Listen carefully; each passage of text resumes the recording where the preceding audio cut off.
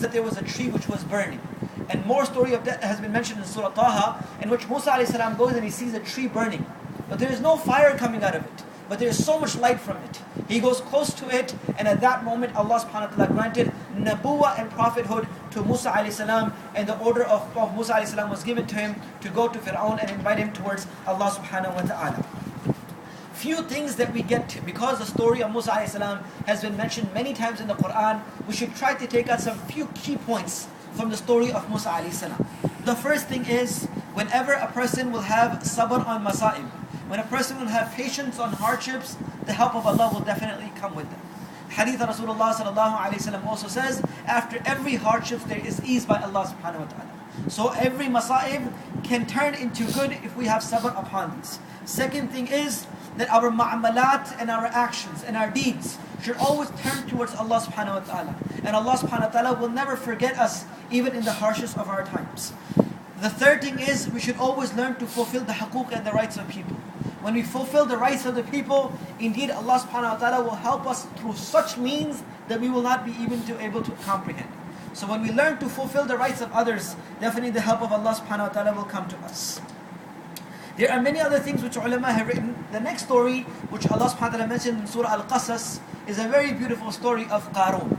Allah subhanahu wa ta'ala says, Inna Qaruna kana min qawmi Musa, that indeed Qarun was amongst the people from the nation of Musa alayhi salam. According to Ibn Kathir rahmatullah alayhi, Qarun was the cousin of Musa alayhi salam. In Urdu they said Chacha Zad Bhai.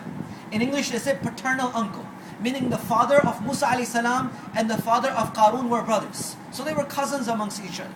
So Allah subhanahu wa ta'ala had granted Musa alayhi salam with prophethood. Allah subhanahu wa ta'ala had granted Qarun with so much wealth. The Quran, Surah Al-Qasas says that he had so much wealth that the keys to his treasures was carried by a young group of young men. A group of young men used to carry the keys to his treasure. Not his treasure. The keys to his treasure were so much that a group of young men used to carry the treasure. And all the time this person used to come with all the arrogance and false pride inside of him. Some of the ulama have written that Qarun himself was amongst those who believed in Allah subhanahu wa ta'ala and the book of Torah. He was a very good reciter of Torah itself. But the love of his wealth took him toward hypocrisy. He was a true believer in the beginning, but the love of his wealth took him towards hypocrisy. And one day when Musa alayhi salam asked him that Allah has done so much favor on you, Allah has given you so much wealth, why don't you give some of the wealth for the sake of Allah? Give something for the sake of Allah subhanahu wa ta'ala. So now he started to say, you know what? You're jealous of me because I have all of this wealth. So I'm going to do something to you. So what Qarun did is that he tricked Musa alayhi salam. He went to one of the women of the areas and he paid her, Qarun. And he says the next time you see Musa alayhi salam amongst many people, you stand right in the middle and said, Musa alayhi salam has committed a haram act with me. Just say this in front of the people. So next time Musa alayhi salam was standing, this woman came and she says, Musa has done a haram act. Right at that moment, Musa alayhi salam was shocked. He went in sajda and he started to cry to Allah subhanahu wa ta'ala. So much so that Allah subhanahu wa ta'ala said, Musa, we have given you the power over the land. Whatever you will tell the land would do for you. And subhanAllah, the Quran itself says that a day before this incident, Qarun, with all of his beauty and with all of his wealth and all of his power that Allah had given him, luxury, he came in front of Musa alayhi salam. The poor people were listening to Musa alayhi salam. But as soon as they had seen the big thing, right? As soon as they had seen all the luxury of Qarun, they all turned away from Musa alayhi salam and started looking at him. So at this moment, the Quran says, the people said, we wish that we were like him. They said, we wish we were like him. And if we cannot be like him, may our children be like him. The Quran says this. The next day came when Musa alayhi salam made dua and the earth split open. And Qarun and all of his wealth and all of his palaces and all of his gold and silver was drowning with Qarun in the ground. The same people who were making dua yesterday, they said, oh Allah, thanks to you that you had not made us like Qarun. You had not made us like Qarun. That's why the hadith of Rasulullah sallallahu alaihi wasallam said that never be surprised and never be affected by the pleasures and the luxuries of the sinners, because you never know what is the ending point of their life. Never be impressed by the life of those who disobey Allah subhanahu wa ta'ala, because you never know how they will end up. Brothers and sisters, 1 second in Jahannam is enough to destroy the pleasures of the entire life. Right? And 1 second of Jannah is enough to satisfy the needs and the desires of the entire humanity. So in this ayat of the Quran, Allah subhanahu wa ta'ala is saying that when the people saw Qarun, they wished, but when they saw his ending point, they made dua to Allah subhanahu wa ta'ala that thanks to you that, oh Allah, you had protected us. The ayat of the Quran continues, in which Allah subhanahu wa ta'ala mentions that whoever you worship except for Allah subhanahu wa ta'ala, are these the ones which will help you on the day of Qiyamah, or is it Allah subhanahu wa ta'ala who will help you?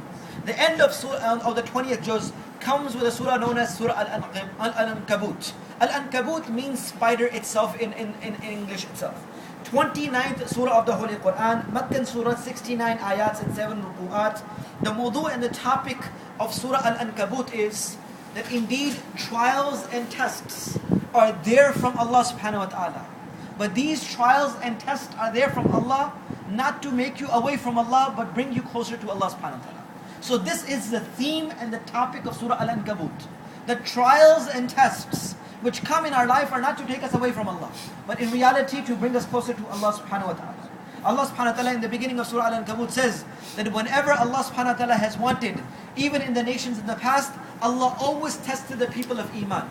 Allah always tested the people of Iman, and at the end Allah subhanahu wa ta'ala definitely helped them. And all the Nabis and all the Prophets were definitely helped by Allah subhanahu wa ta'ala at the end. And subhanallah, so much so, the hadith of Rasulullah sallallahu alayhi wa sallam said that at the time of Sahaba radiallahu anhum ajma'een, when extreme hardships and extreme troubles came to them, the Sahaba said, Ya Rasulullah, we have so many problems. The Quraysh is against us. We have nothing to eat and so much hardships. So Rasulullah sallallahu alayhi wa sallam said, oh my Sahaba, there were prophets before us who were cut into 2 pieces, but they never let go of the oneness of Allah. They were burnt alive, but they never let go of the oneness of Allah. And there were prophets whose skins were taken off from their bodies alive, but they never let go of Allah. Oh my Sahaba, there might be delay, but the help of Allah is only with those who Allah subhanahu wa ta'ala wishes. So in this ayat of the Quran in Surah Al-Ankabut, Allah is saying there are tests and trials, but definitely the help of Allah subhanahu wa ta'ala is with them. And when the surah ends, Allah subhanahu wa ta'ala mentions the example of the idols, an example of the gods that the people worship except from Allah subhanahu wa ta'ala is like the example of the spider web of the spider. As a spider web cannot be protected, cannot be saved, or cannot protect anyone else, same way the gods and the idols which are rather than Allah subhanahu wa ta'ala is of no means of other. And then Allah subhanahu wa ta'ala says house, bait, is a means of protection and a means of survival for a person. A person builds a house and a shelter so they can protect themselves from cold, they can protect themselves from heat, they can protect themselves from all different disasters. Allah subhanahu wa ta'ala says, indeed, the worst of the houses is the houses of Al-Ankabut, spider web, that it cannot protect anyone, it cannot save anyone's life. So Allah subhanahu wa ta'ala is saying, those who leave Allah subhanahu wa ta'ala, they are without the protection of Allah. Indeed, there is no help for them. And then the ayat of the Quran ends, and Allah subhanahu wa ta'ala says, وَوَصَّيْنَا الْإِنسَانَ بِوَالِدَيْنِ حُسْنًا, that indeed Allah subhanahu wa ta'ala prescribes to you, and Allah subhanahu wa ta'ala tells you that you do good akhlaq and good manners with your parents. And subhanallah, brothers and sisters in Islam, whenever Allah subhanahu wa ta'ala mentions the haqooq and the rights of Allah, Allah always mentions the rights of mothers and fathers. And ulama have written, hadith of Rasulullah sallallahu alaihi wasallam says that whenever a person commits a sin, the adhab of this sin is given to a person after death. But disobedience to parents is such a great sin that the adhab of Allah comes to a person before they die. Hadith of Rasulullah sallallahu alaihi wasallam. For every sin, the adhab and punishment is in akhirah. But disobedience to parents is such a great sin that the adhab of Allah comes upon this individual before they die. Hadith of Rasulullah sallallahu alaihi wasallam says. So again, Allah subhanahu wa ta'ala emphasizes upon this to fulfill the rights of our parents. We ask Allah to give us the ability to practice this inshallah and bring it into our lives inshallah, and bring the relationship of Quran into our practical lives inshallah. Just a quick reminder, as we know, that 26th August is the Khatm al-Quran inshallah in our masjid, and we are also trying to hold a mini fundraising for our masjid. We are requesting all the brothers and the sisters to please be prepared, come prepared, invite the other brothers and sisters. So on the same night when we have Khatm al-Quran, a little bit of talk, the dua, we'll also have a mini fundraising for our masjid. So at least we can have the next year expenses taken care of inshallah. So please be prepared and let the brothers and the sisters know about this inshallah. Jazakallah khair.